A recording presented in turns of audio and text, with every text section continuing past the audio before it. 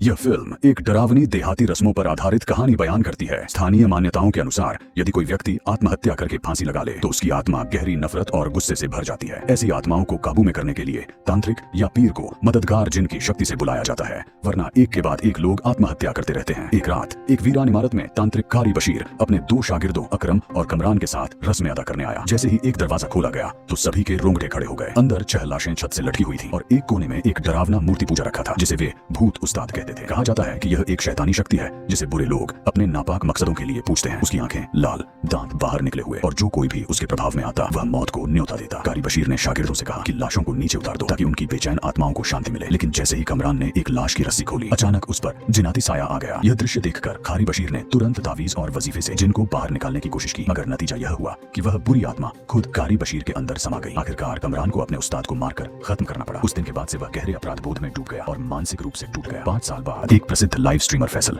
उर्फ लंबा अपनी वीडियो के लिए डरावना सामग्री तलाश रहा था। उसने एक आत्मिक संपर्क स्थापित करने वाली लड़की मैरीम को भारी रकम देकर बुलाया ताकि एक वीरान इमारत में सीधे लाइव जिनातों से संपर्क का शो किया जा सके। इस रस्म को वहाँ कुर्सी का जिन कहा जाता था। मान्यता थी कि एक 3 साल की बच्ची घरेलू हिंसा के कारण एक छोटी सी कुर्सी पर मर गई थी और उसकी आत्मा उसी कुर्सी से जुड़ी हुई है। लोग इस कुर्सी के माध्यम से उसकी आत्मा को बुलाने की कोशिश करते थे। लेकिन जब मैरीम ने यह रस्म शुरू की तो वास्तव में रहस्यमय घटनाएं होने लगी और हालात उसके नियंत्रण से बाहर हो गए। अचानक वही कमरान सामने आ गया और मैरीम को बचा लिया। दरअसल कारी बशीर की मौत के बाद कमरान उसी इमारत के पास रहने लगा था। अपनी किस्मत और अपराध बोध से भाग नहीं सका। हालांकि उस्ताद हमेशा कहते थे कमरान एक भाग्यशाली शागिर्द है, मगर वह आज तक अपने डर पर काबू नहीं पा सका। मैरीम ने उससे मदद मांगी मगर उसने बिना कुछ पूछे सख्ती से मना कर दिया। इधर गांव में एक ट्रांसपोर्टर चाचा जान मोहम्मद रात को सामान लेकर जा रहा था। उसे रस्सी की जरूरत थी और संयोग दरिया किनारे उसे एक पुरानी रस्सी, उसने वही रस्सी सामान बांधने के लिए इस्तेमाल। लेकिन थोड़ी दूर जाकर अचानक उस पर साया आ गया। उसकी आंखें खून की तरह लाल हो गई और उसी रस्सी से एक पेड़ पर लटक गया। अगली सुबह जब गांव वाले लाश को देखते तो हैरान रह जाते हैं। लाश सख्त हो चुकी थी और घुटनों के बल झुकी हुई थी, किसी भी तरह से सीधी नहीं हो रही थी। आखिरकार जब एक नया तांत्रिक पहुंचता है तो तावीज पढ़कर लाश को सीधा करता है। तांत्रिक कोई और नहीं बल्कि कहारी बशीर का दूसरा शागिर्द अकरम था। वह तुरंत पहचान लेता है यह मौत भी उन्हीं बुरी आत्माओं के हाथों हुई है, बिल्कुल वैसी ही जैसे 5 साल पहले उस्ताद कहारी बशीर की मौत हुई थी। अकरम को तुरंत एहसास हो जाता है कि एक बड़ी आफत फिर से जन्म लेने वाली है।